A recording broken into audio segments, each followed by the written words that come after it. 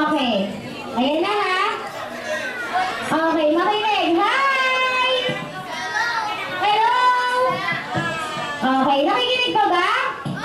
Okay, hindi na ata nakikinig kasi maingay na tayo.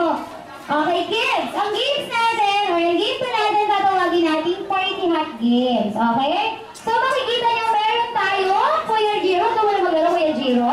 Okay, yung makulat, hindi ko isasali. Ayan ha. Okay, kids. Ito ha. Ang ating party hat ay kikilalanin muna natin sa isa. Okay, sino daw to? Sino to? Sino? Si Twirly. Okay, kids ha, ito si Twirly. Ano si Twirly? Ice cream or sundae. Okay, how about this one? Okay, sino daw or ano siya? Hamburger. Okay, eto. Ano si Hetty?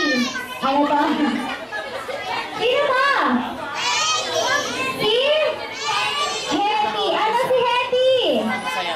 Spaghetti. How about this one? Popo. Ano si Popo? French fries. Eh, siya naman. Okay, ano si Jollibee? Hi, chicken. Teka. Chicken ba si Jollibee? Okay, ano si Jollibee? Beef. Okay, bubuyog siya, di ba? Okay. Eh, di siya chicken kids, ha? Si Chicky yun, pero wala na si Chicky. Siya na ngayon si Jollibee, ha? Bubuyog. Okay? So, erase nyo na si chicken. Okay? Alright, so ulitin ko. Bago tayo magsimula, meron muna akong itatanong. Ang makikinig yung nasa dulo, tsaka yung mga malalaking kids. Okay?